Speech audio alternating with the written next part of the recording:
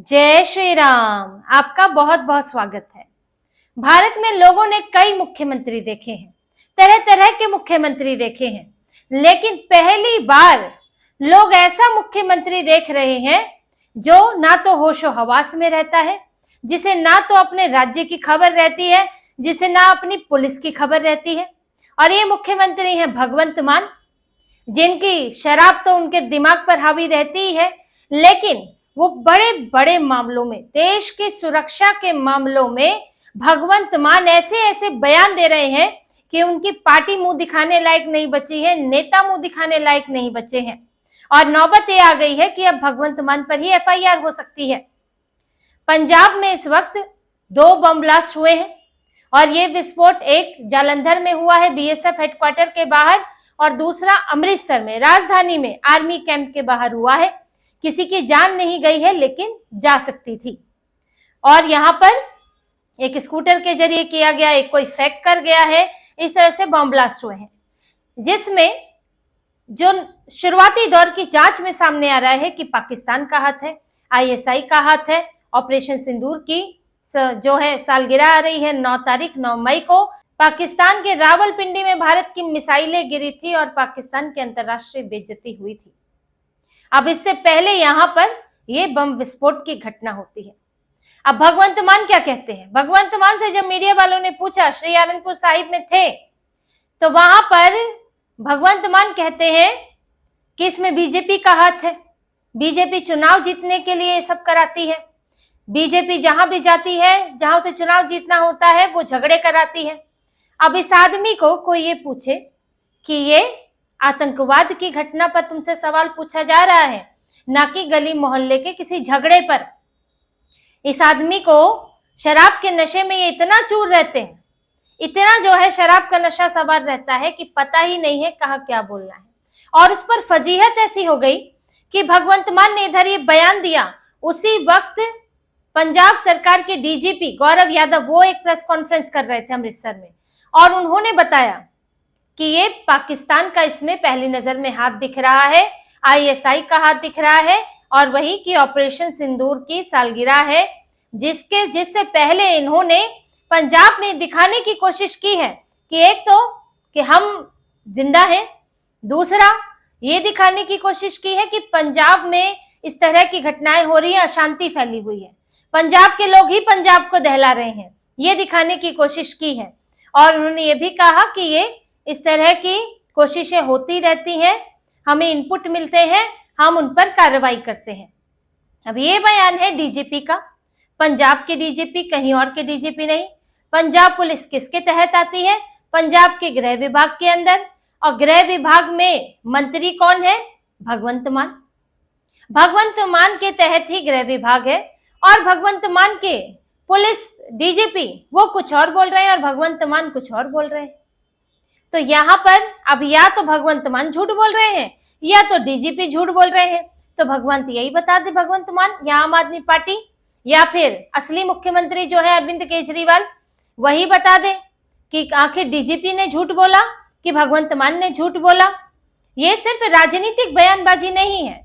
देखिए जो बंगाल में हो रहा है, बंगाल में 2 पार्टियों के बीच में झगड़ा होता है, उनके कार्यकर्ताओं में कोई किसी के पार्टी दफ्तर पर हमला कर देता है या कोई किसी के कार्यकर्ता के घर पर वहां पर धमकी देने पहुंच जाता है, बम बारूद गिरा देता है, वो एक अलग बात है। उसमें आप जो है आरोप लगाते रहते हैं, नहीं जी फलाना ने झगड़ा शुरू किया था, वो कहता है ढिकना ने झगड़ा शुरू किया था, बिल्कुल अलग आरोप है। लेकिन यहाँ बम ब्लास्ट हुआ है, और बम ब्लास्ट बीएसएफ के मुख्यालय पर और सेना के कैंप पर हुआ है, छोटी मोटी बात नहीं है।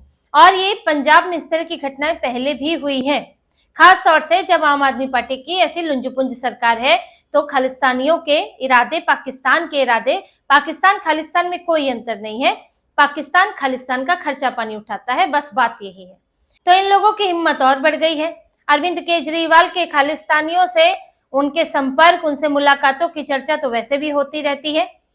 तो जब अब आपकी सरकार में ऐसे ऐसे हमले हो रहे हैं, और ये कैसा चीजें होती हैं जिसमें आपको एकजुट रहना होता है और बहुत सोच समझ कर बयान देना होता है। कोई भी मंत्री, यहाँ तक कि गृह मंत्री अमित शाह भी ऐसे ही बयान नहीं दे देते हैं। वो कहते हैं कि पहले जांच हो रही है, रिपोर्ट आएगी तब जवाब देंगे।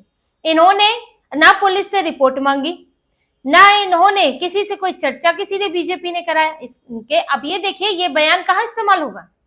कल को पाकिस्तान के खिलाफ भारत जो है, कभी यूएन में बात होती है या फिर अंतर्राष्ट्रीय मंचों पर बात होती है, तो पाकिस्तान तो कहेगा कि जी भाई देखिए इनके मुख्यमंत्री कह रहे, पंजाब के मुख्यमंत्री कह रहे कि बीजेपी बम ब्लास्ट कराती है।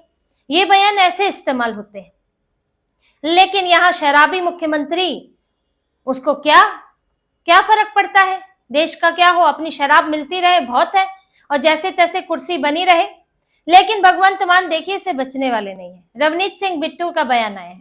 रवनीत सिंह बिट्टू ने कहा है कि अगर भगवंत मान में हिम्मत है तो वो बीजेपी के खिलाफ एफआईआर दर्ज करा के दिखाएं। आप हमें गिरफ्तार करें, हर जिले में जो हमारा नेता है वो खुद पुलिस थाने पहुंच जाएगा। आप हमें गिरफ्तार करें, हमारे खिलाफ शिकायत दर्ज कराएं। इसे बयान ना दें कि आपने कह दिया कि बीजेपी ने बम ब्लास्ट कराया है, और ये छोटी मोटी बात तो है नहीं कि बीजेपी ने बम ब्लास्ट कराया और देश की सुरक्षा को खतरे में पहुंचाया है, तो आपको एफआईआर करके तुरंत गिरफ्तारी करनी चाहिए। अगर आपकी हिम्मत नहीं है शिकायत दर्ज कराने की तो फिर आप माफी मांगे, और अगर माफी नहीं मांगते हैं तो हम कोर्ट कचहरी तक जाएंगे। फिर हम भगवंत मान को नहीं छोड़ेंगे। हम पार्टी लीडरशिप से बात करेंगे और भगवंत मान को इस पर या तो माफी मांगेंगे, नहीं तो फिर कोर्ट केस झेलेंगे। ये रवनीत सिंह बिट्टू ने कहा है, क्योंकि ये कोई इस तरह का बयान नहीं है जो हल्के में लिया जाए। ये राजनीतिक बयानबाजी इसे नहीं कह सकते। अब देखिए भगवंत मान को ये समझ में कहाँ आता है। समझने के लिए गंभीरता चाहिए और होश में रहना चाहिए। भगवंत मान का होश तो पहले ही ठिकाने नहीं रहता। दूसरा, उनके जीवन का एक मकसद है कि बस कुर्सी कैसे भी बच जाए, अरविंद केजरीवाल को खुश कर सके, हर मसले पर खुश कर सके, अपनी सारी कमियां छुपा सके। तो इसी के लिए, इसी सब उधेड़-बुन में ये उटपटांग बयान देते हैं। अब क्योंकि ब्लास्ट हुए हैं और पंजाब सरकार पर भी सवाल खड़े होते हैं, सुरक्षा पर सवाल खड़े होते हैं। अब इनके तो चुनाव सिर पर है, एक ही जगह सरकार बची हुई है, तो किस पर ठीकरा फोड़े, किस पर फोड़े। आज पाकिस्तान पर भी फोड़ेंगे अगर ठीकरा, खालिस्तानियों पर फोड़ेंगे तो वो नाराज हो जाएंगे, फिर आगे दिक्कत हो सकती है। क्या पता कहीं से फंडिंग आती हो इन्हें। दूसरा, यहाँ पर किसी दूसरे का अगर पॉलिटिकल पार्टी के अलावा कोई नाम लेंगे तो भी कानून व्यवस्था पर सवाल उठेंगे, इसलिए बीजेपी का नाम ले लो। अरे आपको लगता है बीजेपी ने कराया है, आपके पास सबूत है, सबूत नहीं भी है, शक भी है, तो शिकायत दर्ज करानी चाहिए। मतलब देश में बम ब्लास्ट हुआ है, आपको किसी पर शक है और आप उसके खिलाफ शिकायत दर्ज नहीं कराएंगे। वो पवन खेड़ा की तरह। पवन खेड़ा और हेमंत बिस्वा शर्मा ने बहुत सही किया है, ये काम बीजेपी को इस मामले में करना ही चाहिए। पवन खेड़ा ने आलतू फालतू बयान दिए, इधर उधर से जाली दस्तावेज लाकर के देने की भैया के पास 4 पासपोर्ट है, प्रॉपर्टी है, और इसकी जानकारी नहीं दी गई है। हेमंत बिस्वा शर्मा ने केस कराया, तरह तरह की धाराएं लगाई, और पवन खेड़ा को भागना पड़ा यहां से वहां। और अब तो वहां पर आ गई है फिर से हिमंता सरकार, तो पवन खेड़ा का क्या होने वाला है। उन्हें बुलाए तो जाएगा पूछताछ के लिए असम में। तो यही काम अंत तक जरूर ले जाना चाहिए, कम से कम कोर्ट में तो जरूर घसीटना चाहिए भगवंत मान को या ऐसी उठपटांग बयानबाजी करने वालों को, क्योंकि ये सिर्फ एक राजनीतिक नुकसान नहीं पहुंचाते। ऐसा नहीं कि बीजेपी का नाम लेकर बीजेपी को सिर्फ नुकसान हो रहा है। अंतरराष्ट्रीय मामलों में, आतंकवाद के मामलों में अगर आप ऐसे बयान देते हैं तो वो देश को नुकसान होता है। जो आपराधिक तत्व है उनकी हिम्मत बढ़ती है। ये ठीक वैसा ही बयान है जैसे कि कभी जो दिग्विजय सिंह है, कांग्रेस के नेता, वो हिंदुओं पर बयान दिया था, मालेगांव ब्लास्ट हो तो हिंदू आतंकवाद, मुंबई में ब्लास्ट हो तो हिंदू आतंकवाद, हिंदुओं को पकड़कर मालेगांव ब्लास्ट में जेल में भरा गया, मुसलमानों को छोड़ दिया गया। ऐसी कई रिपोर्ट्स हैं जो ये दावा करती हैं। इन्होंने हिंदू आतंकवाद की थ्योरी चलाई कि हिंदू को मारने के लिए हिंदू ही जिम्मेदार है, हिंदू ही मरे, हिंदू ही जेल में जाए। अब यही बात भगवंत मान कर रहे हैं कि भारत में बम ब्लास्ट के लिए भारत ही जिम्मेदार है, भारत की एक पार्टी, या कहें बीजेपी के पंजाब के नेता जो कौन है, सिख है। कोई यहाँ इधर उधर दूसरे राज्य से तो आए नहीं है, पंजाब के नेता तो सिख है, तो यानी कि सिखों के लिए सिख ही जिम्मेदार है। यही भगवंत मान कहना चाह रहे हैं।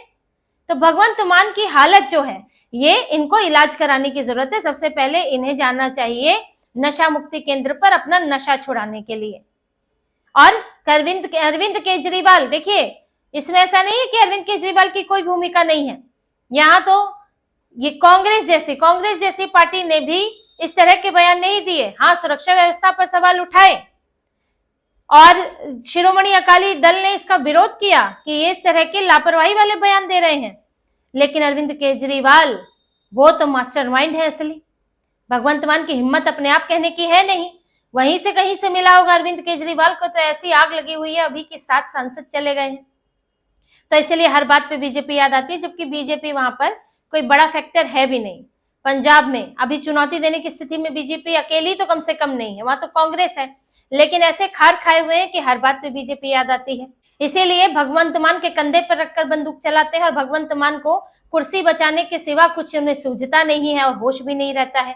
इसी तरह से भगवंत मान को यहाँ दिल्ली भेज दिया, जाओ भाई राष्ट्रपति के पास। वॉल्वो बस में भरकर विधायक लेकर आए थे दिखाने के लिए कि देखिए राष्ट्रपति जी, इतने विधायक तो हमारे साथ है, हमारे सांसद छीन लिए। लेकिन यहाँ भी खेल हो गया। इनसे पहले राघव चड्ढा, अशोक मित्तल और संदीप पाठक ये सब राष्ट्रपति से मिल लिए। उन्होंने अपनी व्यथा बता दी कि हमारे पीछे जो है सरकारी मशीनरी दौड़ाई हुई है भगवंत मान ने, हमारा इस तरह से राजनीतिक बदला लिया जा रहा है। फिर भगवंत मान पहुंचे, फिर अपना रोना गाना किया।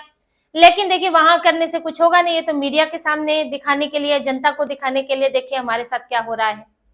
जहां भगवंत मान वॉल्वो में विधायक भरकर ले गए थे, उनको ही यकीन नहीं है कि 90 विधायक हमारे साथ ही रह जाएंगे आने वाले दिनों में, तो फिर आप इधर उधर शिकायत क्या करोगे उससे। अब इसमें कुछ होना नहीं है। और जिस तरह से ये लोग राजनीतिक बदला ले रहे हैं, तो राघव चड्ढा ने भी चेतावनी दे दी है कि तुम्हारे पास एक राज्य की पुलिस है तो हमारे पास 21 राज्यों की पुलिस है, तो भगवंत मान ज्यादा उछले नहीं। तो इनकी पूरी पार्टी का दिमाग फिरा हुआ है। अरविंद केजरीवाल तो दूसरी वजह से भी परेशान है, शराब घोटाला। अब देखिए शराब घोटाले का इनका मामला तो फिट हुआ नहीं, जस्टिस स्वर्णकांत शर्मा ही सुनवाई कर रही है, तो इन्होंने बहिष्कार कर दिया। अब जस्टिस स्वर्णकांत शर्मा ने न्याय मित्र रख दिए, जो ये तीनों दुर्गेश पाठक, केजरीवाल और सिसोदिया तीनों पेश नहीं होंगे, तो इनकी जगह एक वरिष्ठ अधिवक्ता को रखा गया है जो न्याय मित्र बनेंगे, इनकी तरफ से कानूनी बात रखेंगे। अब देखिए लगभग ये तो है ही कि इनके पक्ष में फैसला आने वाला है नहीं, क्योंकि इनको ही उम्मीद नहीं है। और जो इन्होंने निचली अदालत में जो भी इनका रहा होगा, अब वो चीज वहां नहीं होने वाली है, तो इसलिए ये भागते फिर रहे हैं। अब अरविंद केजरीवाल फपक फपक कर रो रहे थे पहले कि रिहा हो गए, अब फपक फपक कर रोएंगे कि फिर से फंस गए और फिर सुप्रीम कोर्ट दौड़ो। तो अरविंद केजरीवाल फंसे हुए हैं, बीजेपी पर आग बबूला है। ऐसा है बस चले तो बीजेपी को मार पिटाई करके ये जो है देश से बाहर निकाल दे, खात्मा ही कर दे पार्टी का। ऐसे इनको जो है मन में अब इस वक्त आग जल रही है, और इसी में ही अब इनके पिछलग्गू बने हुए भगवंत मान ये सब जो है, अच्छा हमारा आका नाराज है, आग बबूला है, हमें भी आग बबूला होना चाहिए, तो यही सब कर रहे हैं। लेकिन अरविंद केजरीवाल का तो जो बिगड़ेगा वो तो बात की बात है, लेकिन अगर उठपटांग हरकतें करते रहे तो भगवंत मान वो जरूर फंस जाएंगे और ज्यादा दिन उन्हें सीएम रहना नहीं है।